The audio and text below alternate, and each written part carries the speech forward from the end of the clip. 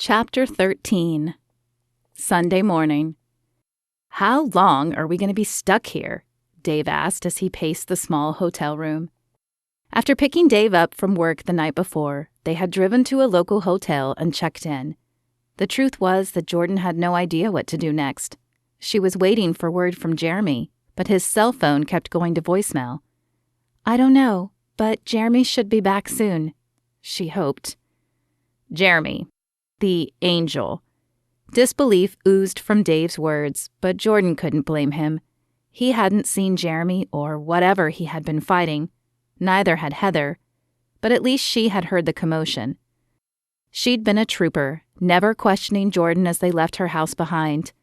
Now she sat rocking Samuel softly on her lap, but her eyes were focused on the conversation going on between Dave and Jordan. "Yes, the angel."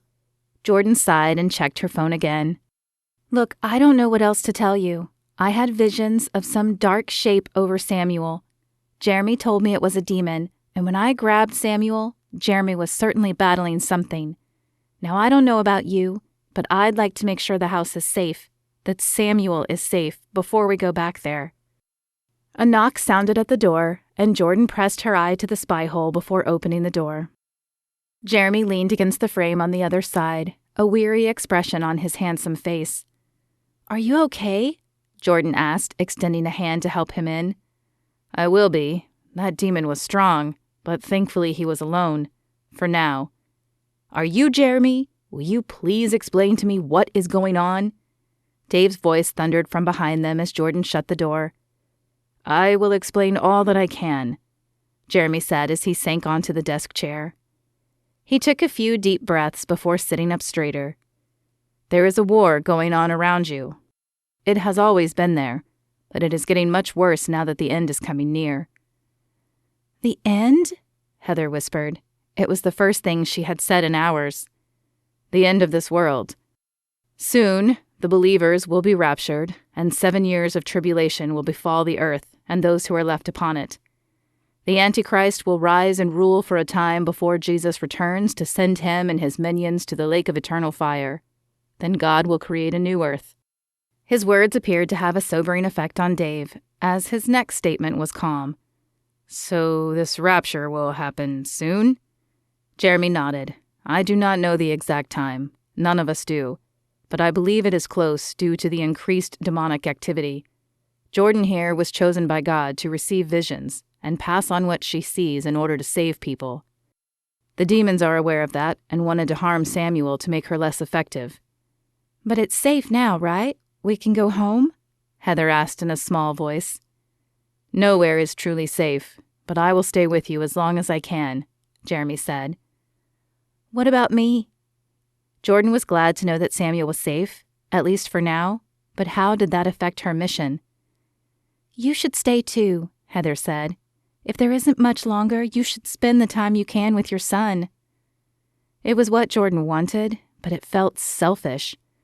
She turned to Jeremy for his thoughts, but she could read his answer in his eyes. There was no need for her to return to the battlefield. The time was close. "You'll fail. You know that, right?" Raven turned to see who had spoken to her, but it was too dark. There were only shadows. "You are too damaged, too used up."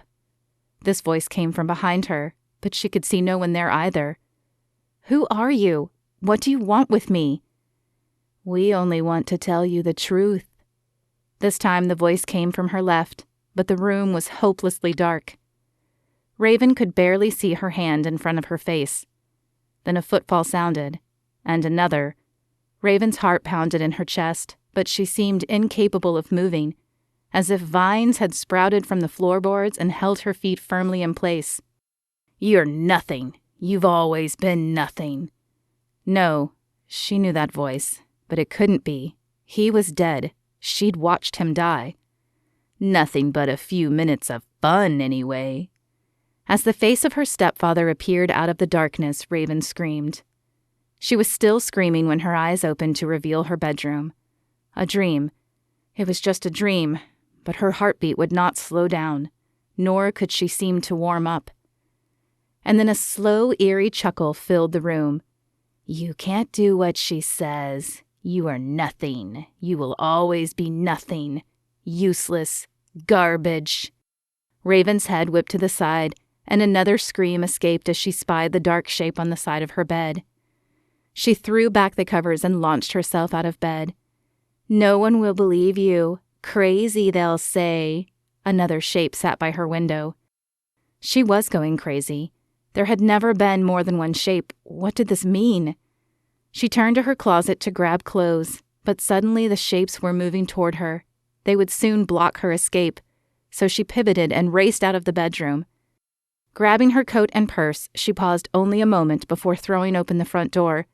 As she did, bright light filled the space behind her. She had no idea what that meant, but at the moment, she didn't care, and she didn't dare look back. Kat sat next to Patrick and tried to listen to the sermon, but her mind was miles away. She'd told Raven as much as she could about what to expect last night, but while the girl had listened, she had left with skepticism written all over her face. Not that Kat could blame her. It was a lot to take in. The problem was she had no idea what to do next, and she could feel that the end was coming soon. "You okay?"